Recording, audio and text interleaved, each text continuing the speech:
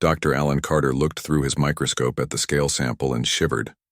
The cellular structure was unlike anything he had seen before. Dense, almost metallic, yet organic. The laboratory on New Haven Colony was quiet at this late hour, just the hum of equipment keeping him company. Computer-run comparison analysis, he said. The screen lit up with results that confirmed his fears. These scales belonged to no known species in the database. The ship that crashed near the colony's eastern border 2 days ago was definitely not human. A knock on the door made him jump. Commander Samantha Brooks entered, her uniform crisp despite the late hour. "Tell me you have good news, Alan," she said. Alan shook his head. "Whatever they are, they evolved as apex predators. Their biology suggests a carnivorous diet, enhanced muscle density, and natural armor plating. If they're hostile..." The colony-wide alarm cut him off. Red lights flashed across the lab. "That's the perimeter breach alert," Samantha said, reaching for her communicator. "Brooks here, report!" The voice that came back was filled with panic. "Multiple contacts, huge creatures at least 7 feet tall. They broke through the fence like it was paper." Alan quickly gathered his research tablets. "I need to secure this data." They rushed outside to chaos. In the distance, massive reptilian figures moved through the streets. Their scaled bodies reflected the colony's lights, and their movements were unnervingly fast for creatures so large. "Get to the command center," Samantha ordered. "I need to coordinate defense." The journey across the colony became a nightmare. They witnessed colonists being dragged away by the aliens. The creatures moved with terrible purpose, seemingly able to see in the darkness with ease. At the command center, Governor Paul Weber was trying to establish communication with the aliens. On the main screen, one of the creatures stood in what appeared to be a makeshift transmission room. It was even more intimidating up close.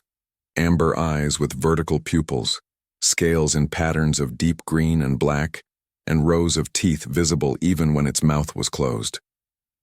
"We come in peace," the governor said, his voice steady despite his fear. "We wish to understand your needs and establish diplomatic relations." The alien made a sound that might have been laughter. "We are Varantis. You are prey. It is simple. We are an intelligent species with technology and culture," the governor insisted. "We can trade, share knowledge. Prey with tools is still prey," the Varantis interrupted. "Your weapons are amusing. Your bodies are weak. No claws, no fangs, soft skin."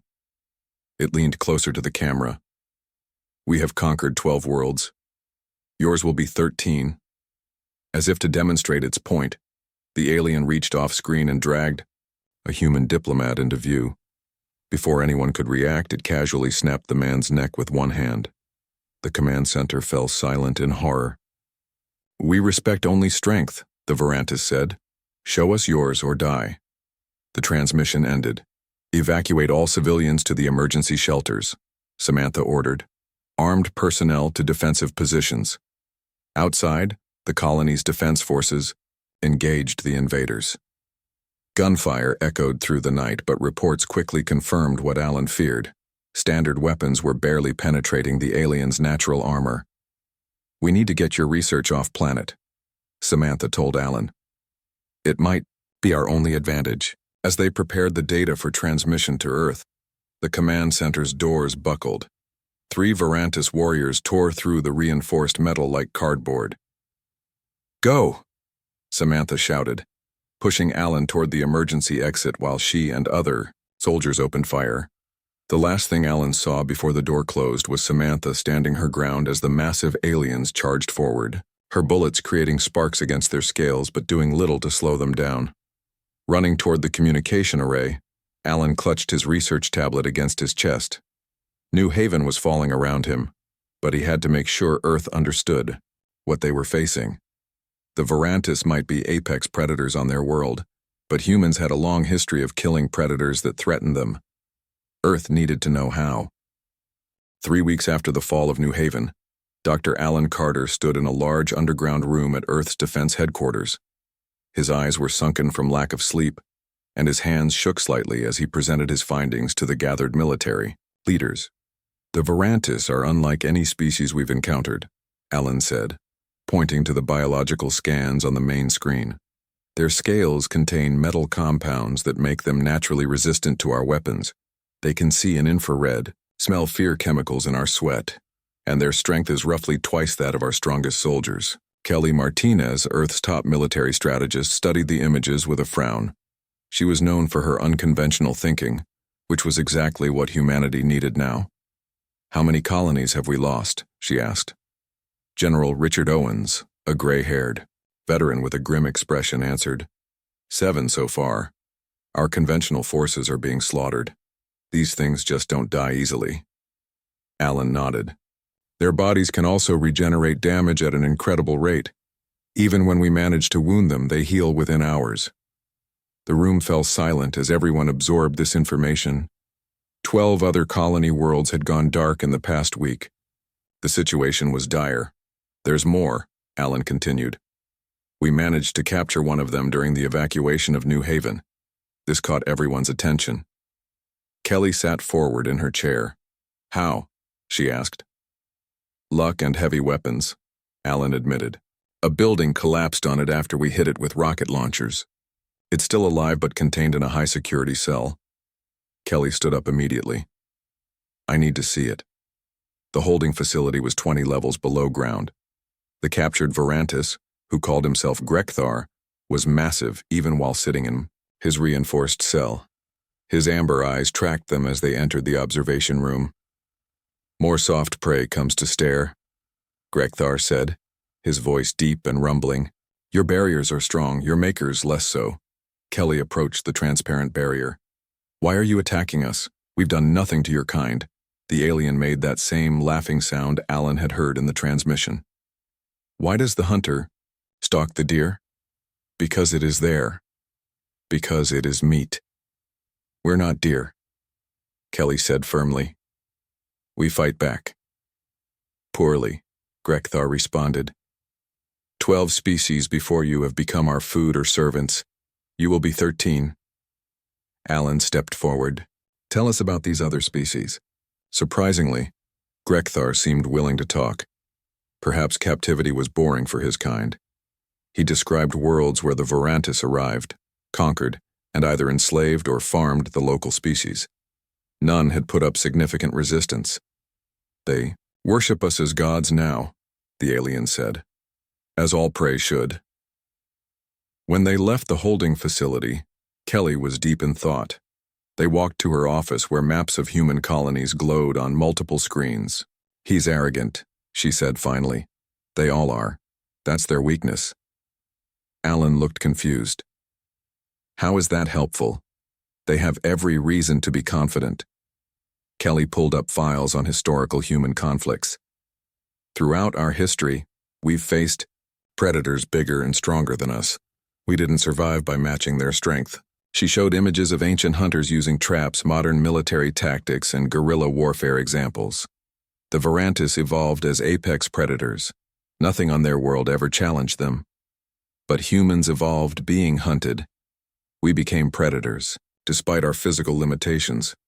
She began typing rapidly, pulling up colony schematics and weapon designs. They expect us to fight like their previous conquests. Direct confrontation where the strongest wins. We won't give them that. Alan watched as Kelly outlined a new strategy focusing on traps, ambushes, and specialized weapons designed to exploit Varantis biology. "What about the colonies already under attack?" he asked. Kelly's expression hardened. "We can't save them, all. But we can make the Varantis pay for every inch of human territory they take." She sent the new tactical plan to General Owens with highest priority. "The hunt has just begun," Kelly said quietly. "And they don't realize they're no longer the only predators in this fight." Captain Ryan Winters lay perfectly still in the mud. The special camouflage suit he wore masked his heat signature from the Varantis' infrared vision. Next to him, 4 other soldiers waited in similar positions. They had been in place for 16 hours, waiting for their target. The colony of Arcadia had fallen 3 days ago. But unlike previous invasions, this time humans were ready to strike back. Ryan's earpiece crackled. "Target group approaching from the north," whispered Lieutenant Amy Rodriguez from her observation post 2 miles away. 5 Varantis warriors in hunting formation. Ryan clicked his communication device once to acknowledge. He looked through his specialized scope at the ridge ahead. Soon, 5 massive shapes appeared against the skyline. The aliens moved with predatory grace, their scaled bodies glistening in the morning light. "Remember," Ryan whispered to his team, "no direct engagement. We stick to the plan." The Varantis descended into the valley, following tracks that Ryan's team had deliberately left the previous day. The aliens were confident, moving without caution. Why should they worry? No human weapon had proven effective against them so far. Ryan watched the lead alien stop and smell the air. It growled something to its companions. They were approaching the first trap. A quick hand signal from Ryan and Private Zoe Clayton activated the device. A fine mist sprayed into the air from hidden nozzles around the valley floor. To human noses, it was odorless. But the Varantis immediately reacted, clawing at their snouts and hissing in pain. "Chemical agent working," Ryan reported quietly. "Their enhanced smell is now a liability." The disoriented aliens stumbled forward, directly toward the second trap. Sergeant Ben Powell pressed his detonator. The ground beneath 2 Varantis collapsed, sending them plummeting into a pit filled with quick-setting industrial adhesive. Their powerful legs thrashed but couldn't free them from the rapidly hardening substance. "2 down," Ben whispered. The remaining 3 Varantis roared in anger. They began firing energy weapons in all directions, but the human team remained hidden. "Lure them to point C," Ryan ordered. Lieutenant Jake Foster revealed himself briefly on the ridge, then disappeared into the trees. The aliens gave chase exactly as planned. Jake led them to a narrow pass between 2 rocky outcroppings. As the Varantis entered the space, Ryan gave the signal. Heavy steel nets dropped from above, weighted with dense lead balls. The nets weren't meant to hold the powerful aliens forever, just long enough. "Fire," Ryan commanded. From hidden positions, the team fired specialized rounds developed based on Allen's research. The bullets contained a neurotoxin designed to affect the Varantis nervous system. Traditional weapons might not penetrate their armor easily, but sustained fire at the joints and thinner scales around their necks eventually found vulnerable spots. 2 of the trapped aliens fell after sustained fire. The last one, larger than the others, managed to tear through the net. It charged toward Zoe's position with frightening speed. Ryan stood up from his hiding place and fired a shoulder-mounted harpoon. The barbed projectile pierced the alien's leg, bringing it down just 15 feet from where Zoe was hidden. The Varantis turned toward Ryan, eyes filled with rage. "You fight differently than the others," it growled in its deep voice. "Not with honor." Ryan approached carefully, his weapon trained on the wounded alien.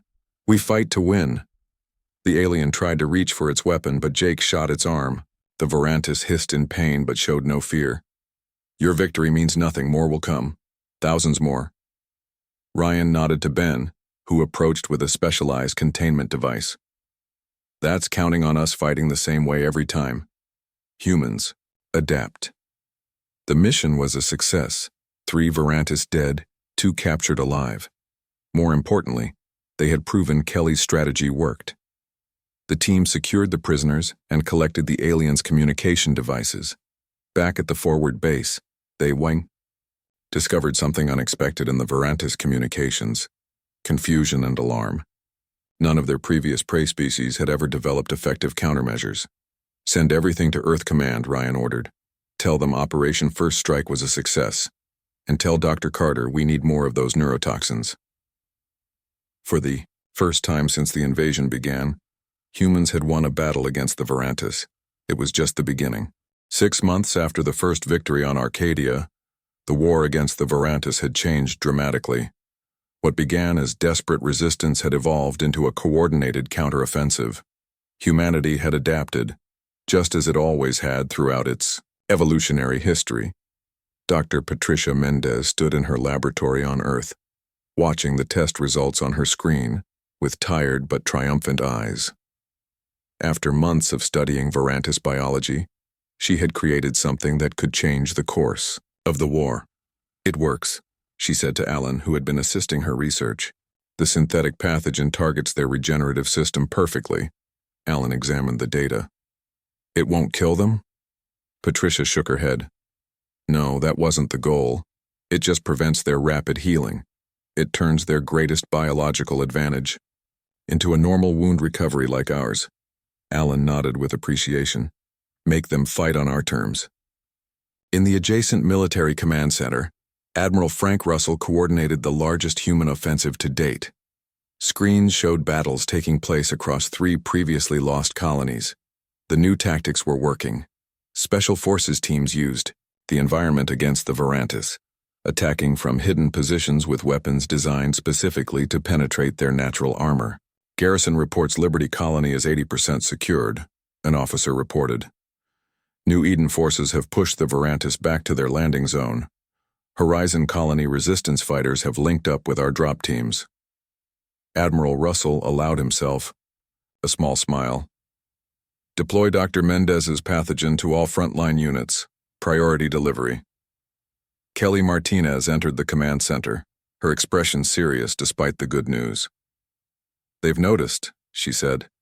The Varantis are changing their tactics. 2. She brought up new intelligence on the main screen. They're bringing in elite hunting units. They call them the Black Claw Legion, led by someone named Supreme Hunter Krazak. The images showed larger Varantis with black and red scale patterns, carrying more advanced weapons. Their movements in battle footage showed greater discipline than the previous invasion forces. They've never needed to deploy these units before, Kelly explained. None of their previous conquered species ever pushed back effectively. Admiral Russell studied the footage. How dangerous are they? Very, Kelly said. They're specifically bred and trained for dealing with difficult prey, and they consider us the most challenging prey they've encountered in their history. Before Russell could respond, alarms blared across the command center. Reports flooded in of a massive Varantis fleet approaching the Mars colony. The attack was led by the Black Claw Legion. Hours later, the Mars colony had fallen. Despite using all the new tactics and weapons, the human defenders were overwhelmed by the elite Varantis forces. The Black Claw Legion had adapted to human strategies using their own version of stealth and ambush. In the aftermath, Earth's leadership gathered for an emergency meeting. The mood was somber despite recent victories. We can win battles, Admiral Russell said, but they have more ships, more warriors. They're bringing in their elites now. For every colony we liberate, they might take another. Alan studied the reports from Mars with growing concern. The Black Claw understood our tactics. They wore protective masks against our chemical agents. They checked for traps. They're learning. Kelly paced the room, thinking. That's what happens in an arms race, but we need to change the equation entirely. She stopped and faced the others. Winning individual battles isn't enough. The Varantis see this as a hunting ground, not a war. As long as that's true, they'll keep coming. What do you suggest? Asked the Admiral. Kelly's eyes narrowed with determination. We need to show them we're not just difficult prey. We need to become the predators. It's time to take the fight to their territory. Alan looked shocked. You mean attack Varantis worlds? We barely know where they are. Kelly nodded to a scientist who brought up a star chart. Actually, we do. We've decoded enough of their communications now. We know the location of several key Varantis worlds, including their homeworld. The room fell silent as everyone understood the implication. This wasn't just about defense anymore. Humanity was about to turn the hunters into the hunted. Lieutenant Lisa Ortiz moved silently through the dark corridors of the Varantis space station. Her team of 6 elite soldiers followed close behind, their specialized stealth suits masking both their heat signatures and their scents. 2 months into humanity's new offensive strategy, they had become efficient hunters themselves. Life signs ahead, whispered Sergeant Carl Dawson, checking his scanner. Large chamber with approximately 30 Varantis. Lisa signaled the team to hold position while she moved forward to peek around the corner. What she saw made her heartbeat quicken. This wasn't a military installation as they had expected. It was something far more valuable. It's a breeding facility. she reported over the secure comm. I count at least 20 young Varantis and several adults. Proceed as planned, came the response from Mission Control. Capture, not destroy. The team deployed stun charges specifically calibrated for Varantis physiology. Within minutes, all adult aliens in the facility were unconscious, and the team began collecting biological samples and downloading data from the alien computers. Lisa examined the young Varantis with scientific curiosity. They were smaller than the adults but already had formidable teeth and claws. According to the data they were downloading, these young were nearly 5 Earth years old. Their reproduction rate is incredibly slow, Carl noted, looking at the translated information. Each female produces only 1 or 2 offspring every decade. Lisa nodded. That explains why they're so protective of their young. They can't replace their population quickly if they take heavy losses. As the team finished securing the facility, Lisa sent their findings to Earth. This mission was just one of dozens happening simultaneously across Varantis territory. For the first time since the war began, humanity was gathering critical intelligence about the enemy's society and vulnerabilities. Back on Earth, in the war room beneath Geneva, Kelly Martinez received Lisa's report with growing excitement. She immediately brought it to Alan and Admiral Russell. Look at this, she said, pointing to the breeding data. The Varantis act like they have unlimited warriors, but they don't. Their reproduction rate is far slower than ours. Alan studied the numbers. This changes everything. If we can inflict enough casualties, they can't replace their losses quickly enough to maintain the war. Exactly, Kelly said. And I have an even better idea. She unveiled a bold plan that made even the hardened Admiral Russell look concerned. You want to attack their homeworld directly? That's suicide. Not attack in the conventional sense, Kelly explained. We use their own culture against them. The Varantis respect strength above all else. According to our captives, they have a ritual combat tradition for resolving disputes between high-ranking hunters. She brought up images of Supreme Hunter Krazak from intercepted Varantis communications. We challenge their leadership directly, on their terms but with our advantages. Alan looked skeptical. You think they would honor such a challenge from humans? Their entire society is built on predator hierarchy, Kelly said. From what we've learned, refusing a formal challenge would damage Krazak's standing among his own kind. He'll have to accept. As the discussion continued, opinions were divided. Some military leaders argued for continued strikes against Varantis outposts and supply lines. Others supported Kelly's higher risk, higher reward strategy.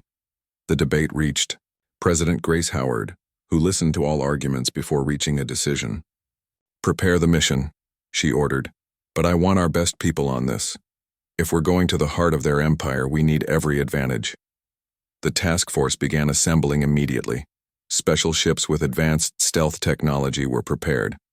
The best soldiers underwent intensive training specifically for Varantis combat. Surprisingly, Alan volunteered to join the mission despite his lack of military experience. Why? Kelly asked him privately. Because I've studied them longer than anyone, he replied, and because I was there at first contact. I want to be there at the end too. As preparations continued, Lisa's team completed 3 more successful missions into Varantis territory. Each operation brought back valuable intelligence and demonstrated that humans could operate effectively behind enemy lines. The hunted had truly become the hunters now. The Varantis were about to learn that humanity was the most dangerous prey they had ever encountered. The human strike force reached the edge of Varantis territory after 3 weeks of careful travel. Their ships used advanced stealth technology developed from studying captured alien vessels. Commander Eric Daniels stood on the bridge of the lead ship, the USS Defiance, watching the red-orange planet grow larger on the main screen. Varantis Prime, Alan said quietly, standing beside him. Their homeworld. The planet looked harsh even from space. Massive storms swirled across its surface. Sensors showed higher gravity than Earth and an atmosphere rich in sulfur compounds. It was a world that had shaped the Varantis into the apex predators they had become. Final system check, Eric ordered. Prepare for atmospheric entry. The strike team consisted of 3 stealth ships carrying 100 of humanity's best soldiers. Their mission was not to conquer the planet. That would be impossible with their numbers. Instead, they aimed to change the course of the war through a bold, psychological operation. As they approached the planet, a tense moment came when they passed the orbital defense platforms. The massive Varantis weapons could easily destroy their small fleet, but the stealth systems held. The aliens didn't detect them. "Beginning descent," the pilot announced. "Hold on. This atmosphere is turbulent." The ship shook violently as they entered the Varantis atmosphere. Outside, the air glowed red from the heat of entry. Alan checked his datapad, monitoring the environmental readings. "The landing zone appears to be in a less populated region," he noted. "Mostly wilderness," Eric nodded. "Good hunting ground for their ritual combat. We want to follow their traditions exactly." After landing in a rocky valley surrounded by strange, twisted trees with crimson leaves, the team quickly established a secure perimeter. The planet's gravity pulled at them uncomfortably, about 30% stronger than Earth's. The air, though breathable with filters, smelled strongly of sulfur and alien vegetation. "Movement," reported a soldier monitoring the perimeter sensors. "Multiple large life forms approaching from the north." Eric wasn't surprised. "They've detected us. That was part of the plan." He turned to Communications Officer Olivia Grant. "Broadcast the challenge, all frequencies." Olivia activated the specially prepared message. It was delivered in the Varantis language, carefully crafted based on what they had learned of the aliens' culture and combat traditions. "Supreme Hunter, Krazak," the message began. "Humanity challenges you to Graktor, the ritual of dominance. Meet our champion in single combat according to your ancient laws. If you refuse, all Varantis will know their leader fears human prey." The message repeated on a loop as the team prepared their defenses. They didn't expect an immediate acceptance, but they needed to survive long enough to be taken seriously. Within hours, they detected a large Varantis force surrounding their position. Sleek alien ships circled overhead, weapons ready but not firing. The humans remained in defensive positions, showing neither fear nor aggression. Finally, a direct response came through their communication system. The image of Supreme Hunter, Krazak, appeared on their screens. He was larger than any Varantis they had seen before, his scales a deep black with blood-red patterns. Golden armor decorated with what appeared to be bones from various species adorned his massive frame. "Humans," he growled, his vertical pupils narrowing. "You show either great courage or great stupidity coming to our world." Eric stepped forward to face the screen. "We come following your traditions of combat. Will you honor them, or show your warriors that you fear to face humans directly?" A low rumble came from Krazak's throat, the Varantis version of contemplative thought. Other aliens could be seen in the background, watching their leader's response with interest. "You think you understand our ways," Krazak said finally. "Very well, I accept your challenge. The Graktor will happen at the rising of our second sun. Prepare your champion." As the communication ended, Alan approached Eric with urgent news. While the conversation had been happening, he had been analyzing data about the planet and the Varantis themselves. "I've found something," he said, showing Eric his findings. "A weakness in their physiology we never noticed before. Something about their homeworld's atmosphere and our own biology might give us an edge." Eric studied the information with growing interest. "This changes our approach completely. Alert Major Nicole Harris. She needs this information before the combat begins." As the second sun of Varantis Prime rose over the rocky arena, Major Nicole Harris completed her final preparations. The special combat suit she wore had been modified based on Alan's discovery. It was lighter than standard armor, but contained crucial enhancements. Hundreds of Varantis had gathered to watch the ritual combat. They stood in tiered formations around a large circular area marked with strange symbols. The alien spectators clicked their claws against their scaled bodies, creating an eerie rhythm that echoed across the valley. "Remember," Alan said quietly, as he helped Nicole adjust her equipment, "their homeworld atmosphere contains high levels of methane and sulfur compounds. The Varantis have evolved special breathing filters in their respiratory system. Nicole nodded. And the compound you added to my suit will trigger a temporary overreaction in those filters. Exactly. It won't kill Krazak, but it will limit his endurance.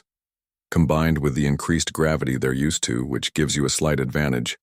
In relative strength ratio, I might just survive this, Nicole finished with a grim smile. Eric approached them, his expression serious. It's time. The rules allow each species to use their natural advantages and simple weapons. No firearms, no energy weapons. Nicole picked up her chosen weapons, a specially designed carbon fiber staff, and a long knife made from a composite. Harder than steel. Both were technically simple, but represented the best of human engineering.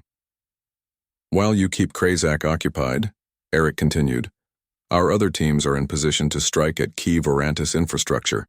We only get one shot at this. Nicole took a deep breath and stepped into the arena. From the opposite side, Supreme Hunter Krazak emerged to a chorus of rhythmic clicks from the Varantis crowd. He stood nearly 9 feet tall, his muscular frame covered in black scales with red patterns. In his hands he carried a wicked-looking spear and a curved blade that gleamed in the alien sunlight. A Varantis elder stepped between them and spoke in their language, which was translated through Nicole's earpiece. He explained the rules of Graktor. The fight would continue until one participant yielded or died. There would be no interference from spectators. As the elder stepped back, Krazak addressed Nicole directly. You humans are strange prey. Coming to the hunter's den willingly. Nicole met his amber eyes without flinching. We're not prey. That's what you don't understand.